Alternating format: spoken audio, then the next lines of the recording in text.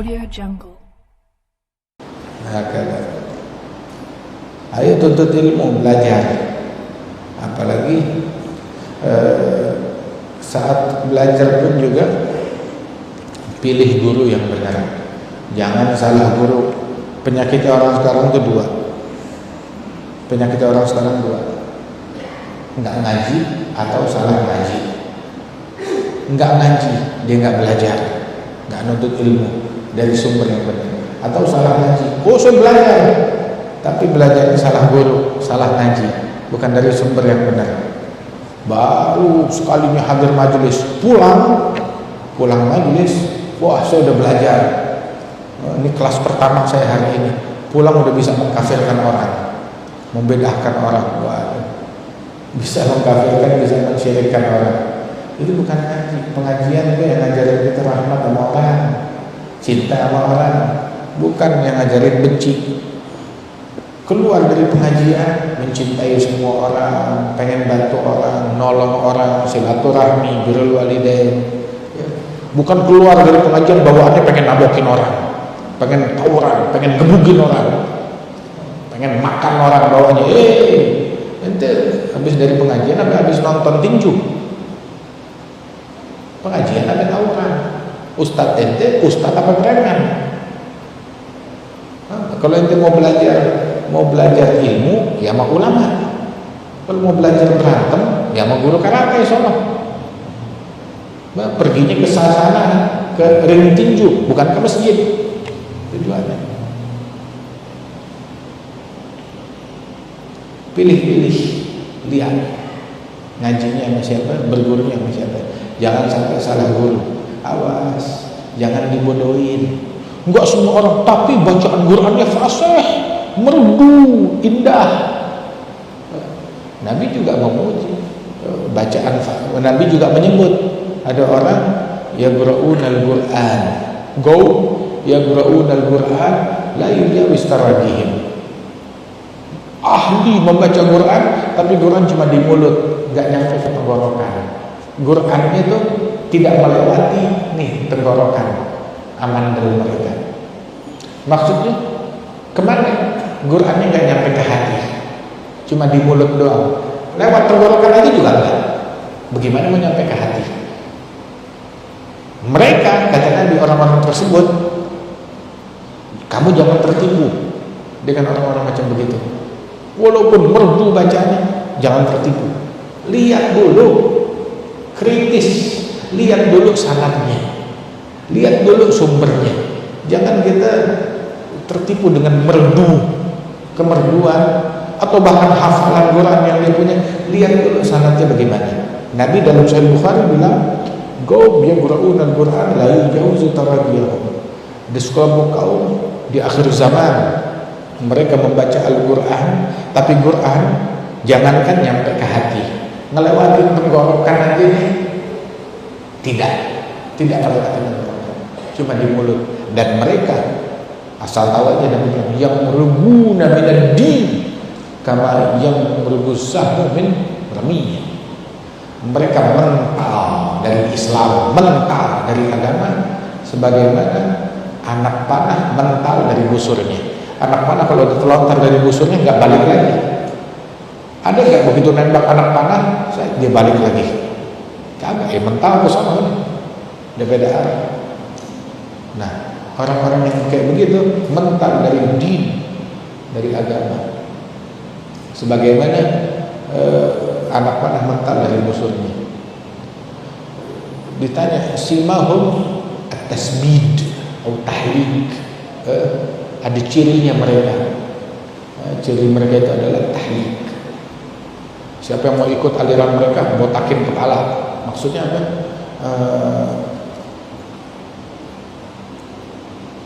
Masuk Islam lagi. Mau ikut aliran saya, ngikut, ayo masuk Islam lagi. Ngucap 2 kalimat syahadat. Begitu. Selama ini kamu hidup dalam kemusyrikan, tapi saya udah haji, nggak dihitung, musyrik. Sampai ada orang pulang ngaji, dia datang ke ibu bapaknya, salah ngaji di tempat-tempat remang-remang. Dia ngaji, dia datang ke ibu bapaknya, ibu, bapak, ayo selama taubat, ngucap 2 kalimat syahadat, selama ini ibu bapak musyrik. Lo kenapa? Hadir maulid, hadir tahlilan, hadir pengajian, musyrik itu syirik. Ayo ngucap 2 kalimat syahadat. Disuruh syahadat ibu bapaknya, baru 2 kali ngaji udah bisa ngakhirin ibu bapaknya. Ya ibu bapaknya nggak tega sama anaknya, ya udah deh dia ngikutin.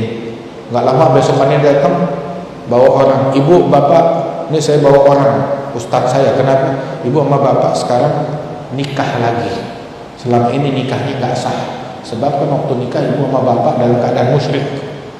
Kalau nikahnya nggak sah, lu anak siapa? Anak apa? Anak zina. Pantes ngomongnya begitu. Waliyadzubillah min dzalik. Kata jangan suka mensyirikkan orang. Makanya itu mau belajar, hati-hati. Oh saya mau hijrah, mau balik, mau hijrah, mau balik. Hijrahnya ke Allah dan Rasul. Hijrah tapi anti sama Rasul. Dengar sebutan Nabi, beda, jangan sebut-sebut Nabi Muhammad. Anti banget sama Rasulullah. Udah nggak ada acara-acara maulidan Nabi, nggak ada Isra Mi'raj Nabi, nggak usah. Hijrah Nabi, nggak usah diinget-inget.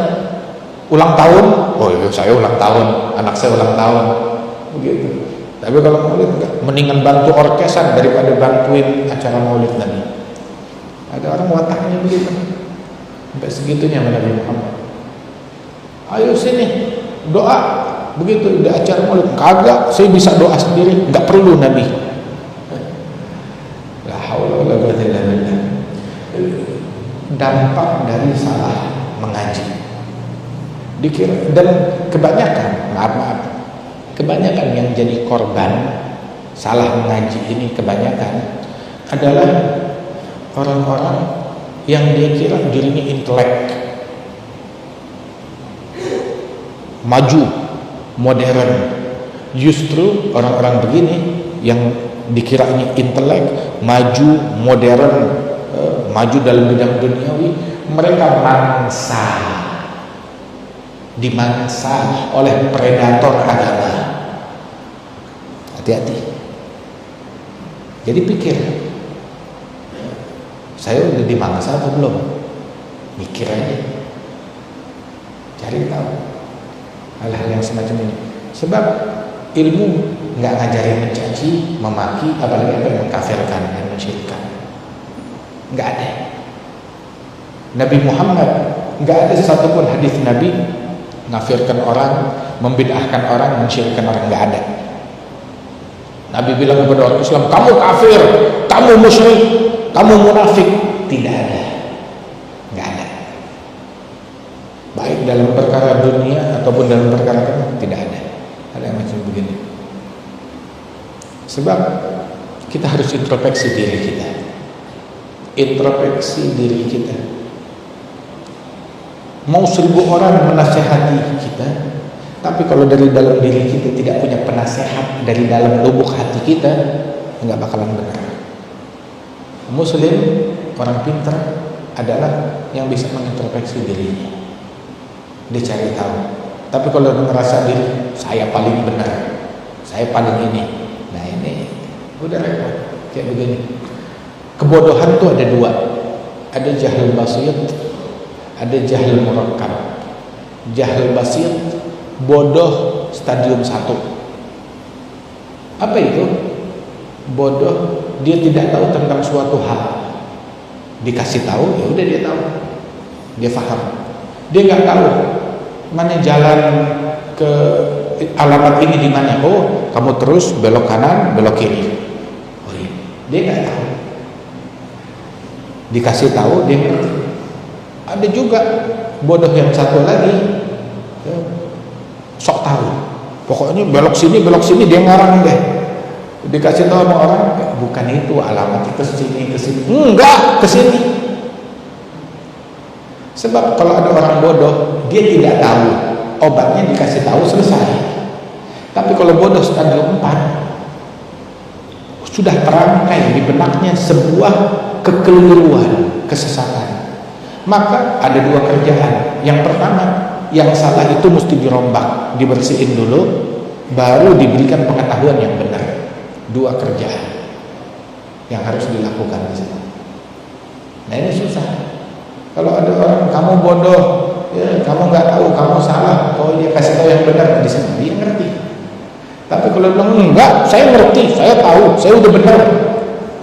Ya, kalau begitu bagaimana? Apa mau kita sampaikan? Harus menyingkirkan kesesatan dia dulu, baru bisa dikasih tahu yang benar. Ala kulli hal, makanya waspada, hati-hati. Sebagaimana kita berhati-hati di dalam urusan duniawi. Mau investasi ke siapa? Perusahaan mana? Jangan perusahaan bodong.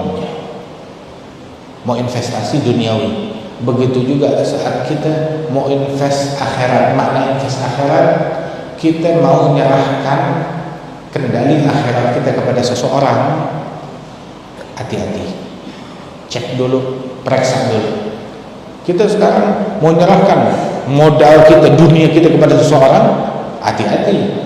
Sama siapa nih kita serahin? Bisa dipercaya gak? Nah apalagi urusan akhirat, ke siapa?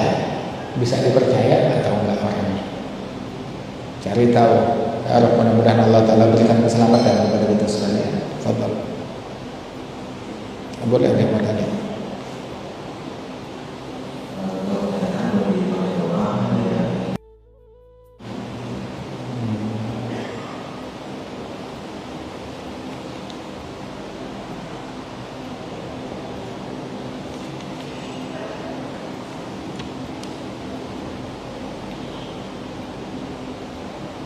Assalamualaikum warahmatullahi wabarakatuh. Waalaikumsalam. Saya mau tanya Pak Habib, di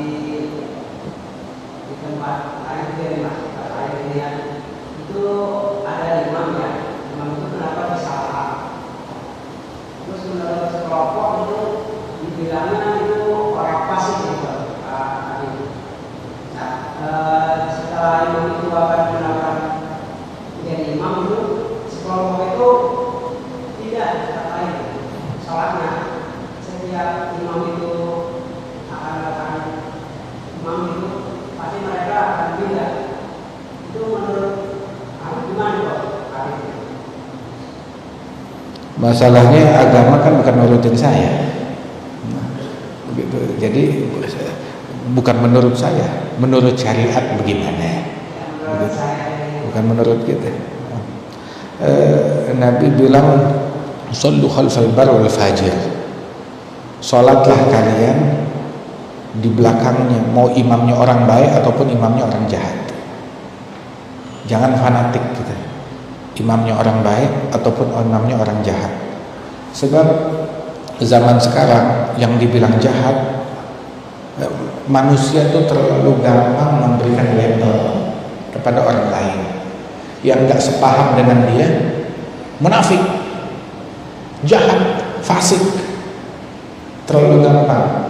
Dia ada masalah rumah tangga, masalah keluarga dengan familinya, masalah urusan tanah misalkan, urusan warisan atau cekcok adu mulut. Ya udah, ini fasik, yang sholat di belakang dia nggak sah. Bagaimana ceritanya? Itu cuma cakar-cakaran urusan rumah tangga, terus kok jadi dibawa-bawa. Begitu orang sekarang terlalu mudah memberikan label. Jadi nggak sepenuhnya yang dibilang orang jahat, ini jahat, nggak tahu. Bukan urusan saya dia jahat atau enggak, saya nggak tahu zahirnya dia, batinnya dia seperti apa. Begitu. Hatta misalnya orang fasik, ya mungkin dia udah tobat kepada Allah Ta'ala. Terus dengan menghakimi seseorang penghakiman yang nggak jelas, tahu-tahu kebetulan dia jadi imam, kita nggak mau sholat di belakangnya dia, ini kan nggak benar, nggak fair. Sehingga Nabi bilang sallu khalfal bar wal fajir, silahkan sholatlah kalian mau di belakang orang baik, belakangnya orang jahat, nggak jadi masalah. Jangan sebab orang sekarang terlalu gampang menghakimi orang lain. Sebagaimana ada masalah politik, yang beda pendapat munafik, kafir, murtad. Ini kan pembodohan kepada masyarakat. Terus juga dalam hukum fikih, sholat di belakang orang fasik tidak batal, sah salatnya, sah. Kan ada syurutul imamah, syarat menjadi imam, ada dibahas dalam mazhab Syafi'i. Terlepas itu makruh atau tidak, itu urusannya lain. Begitu, tetapi sah atau tidak, sah. Silahkan, sah-sah aja. Ada syarat syurutul jamaah di Safinatul Najah ada, di kitab-kitab fikih yang lain yang lebih besar juga ada, semuanya disebutkan di situ. Jadi ketika imamnya bikin kesalahan, imamnya fasik dalam tanda kutip, terus nggak mau sholat di belakang dia, ini fanatik yang berlebihan. Selama sah menurut hukum fikih yang disebutkan oleh ulama bersumber dari hadis Nabi Muhammad, maka label yang diberikan masyarakat nggak penting, hal semacam itu. Nah, saya mau ada ulama, ada orang soleh, wali besar, dia jadi imam, saya mau sholat di belakangnya dia, boleh, silahkan. Tapi bukan berarti kita menghakimi orang lain, oh ini orang fasik, enggak. Ini tidak dibenarkan hal yang semacam ini. Wallahu a'lam bishawab.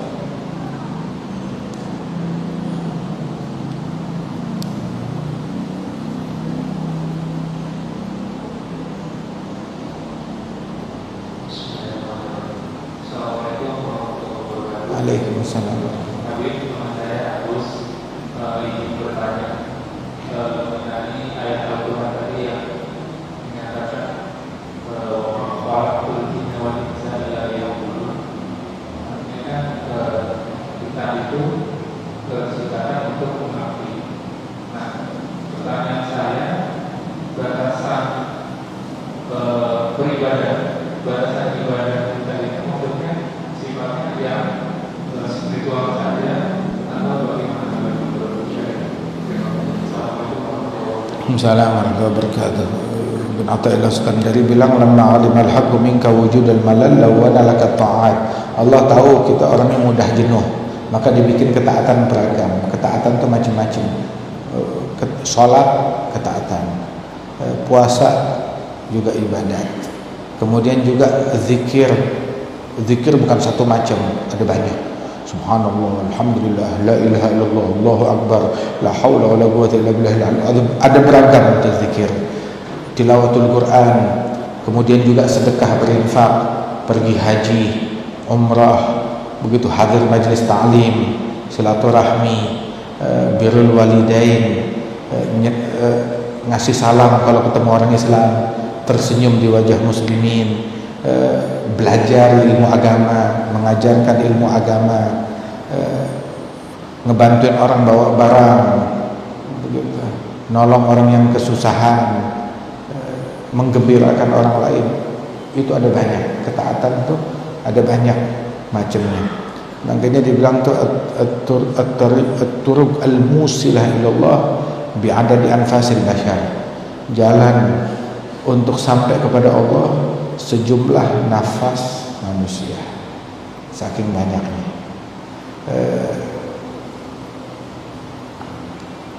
Baik itu yang berhubungan dalam hubungannya antara dia dengan Allah, ataupun juga berkaitan antara dia dengan makhluk, semata-mata dia lakukan karena Allah.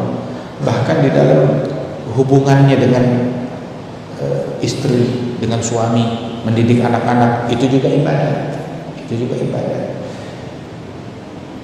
Ada satu wanita bilang kepada Rasulullah, ya Rasulullah, ini saya diutus oleh kaum wanita, dan setiap wanita yang mengetahui kedatangan saya ke engkau pasti setuju, sependapat dengan saya. Kan engkau diutus oleh Allah Ta'ala bukan cuma buat orang laki doang, tapi buat orang laki dan perempuan. Quran buat orang laki dan perempuan, syariat buat orang laki dan perempuan, Nabi Muhammad diutus buat orang laki dan perempuan. Tapi kok katanya dia, jadi seolah-olah berprasangka, mengira apakah ada diskriminasi gender yang terjadi terhadap mereka. Diskriminasi terjadi sebelum Islam. Islam datang mengangkat diskriminasi baik terhadap gender, terhadap suku, terhadap warna kulit. Itu diangkat. Udah gak ada. Diskriminasi sekarang masih terjadi di negara-negara yang mengklaim persamaan. Masih terjadi. Kalau mereka menawarkan emansipasi wanita, persamaan hak, omong kosong. Mereka orang yang paling menistakan kaum wanita, paling menistakan suku yang berbeda. Cuma kita dibohongin sama propaganda barat, penipuan. Sebenarnya yang menyingkirkan diskriminasi adalah Islam dari 15 abad yang lalu. Jadi kita belajar emansipasi bukan dari orang kafir, dari Nabi Muhammad. Persamaan hak, Nabi yang ngajarin kita, bukan mereka. Mereka bohong, penipu. Hak asasi manusia, hak wanita, hak ini, hak itu. Kita diajarkan oleh Rasul SAW tentang hak-hak tersebut dan lebih lagi, lebih sempurna lagi dan lebih objektif lagi. Alhasil dia datang kepada Rasulullah, orang laki-laki bisa pergi jihad, kita orang perempuan bagaimana mau megang pedang, yang ada pisau dapur. Orang laki-laki bisa pergi haji umrah kapan waktu, kita orang perempuan terbatas. Mau jalan ya nungguin orang laki dulu kalau dia untuk umrah ataupun untuk haji. Orang laki-laki mereka kerja punya duit, mereka bisa berinfak. Oh kita kagak. Bagaimana ya Rasul? Maka Nabi bilang, tahu gak? Singkat dari Nabi Muhammad. Jihadnya orang laki, sedekahnya orang laki, haji dan umrah yang mereka lakukan. Nabi bilang husnu taba'uli ihda kunna ya'dilu dzalika kullah. Sikap baik kalian terhadap suami itu mengalahkan itu semua, mengungguli itu semua. Cuma sikap baik terhadap suami udah khalas, itu doang. Orang laki ribet. Kita sekarang apa kita pergi berjihad ke medan tempur? Kagak. Haji tiap hari kita haji? Kagak. Sekali aja susahnya setengah mati. Mau pergi haji sekali susahnya setengah mati. Lain biayanya, lain begalnya. Oh, hatta haji ada begal, ada. Begitu begalnya di mana? Ada di dalam negeri, ada di luar negeri. Hatta di luar negeri ada begalnya juga. Hatta di luar negeri. Kadang begalnya itu yang bilang, oh kita berkhidmat buat jamaah haji, buat tamunya Allah. Ngebegal juga. Begal sekarang ada yang berpeci, ada yang berdasi, macam-macam. Ada yang bersorban, ada yang bergamis. Kita mau haji aja susah, mau umrah aja susah, mau ziarah aja susah. Tapi orang perempuan kapanpun, mau suasana perang, mau lagi corona, mau lagi punya duit, nggak punya duit, husnu taba'uli ihdakunna ya'dilu dzalika kullah. Sikap baik mereka terhadap suami, bakti mereka kepada suami mengalahkan itu semua, mengungguli itu semua. Kata Rasulullah sallallahu alaihi wasallam, simpel. Hal yang mudah. Ibadat itu ada beragam, ada banyak macam. Enggak cuma sekedar sholat doang di atas sejadah doang, enggak. Termasuk hatta di dapur ibadat, di kasur ibadat. Begitu. Kemudian juga di jalan langkah kaki kita bersilaturahmi, itu juga ibadat. Ditulis setiap langkah. Nah, jadi kita diciptakan buat beribadat. Ibadat ada beragam, biar kita nggak jenuh, lakukan keragaman tersebut. Wallahu a'lam bishawab. Al-Fatihah bil qabul akbar sallallahu alaihi wa sallam wal falah wan najah dabila bi hasan tadbir wa tukna fi majal muqaddir ya anfa'u ma'laman ya'lamun yanfa'una rizqan nafi'an an Allah subhanahu wa ta'ala bi syuhud yahfaz al-hujjaj wal musafirin wal lughaz wal mujahidin ya rajul lawtanim ghanimin salimin ala hadina ibnatun salihah wa ila hadratin nabi Muhammad sallallahu alaihi wasallam bi al-Fatihah.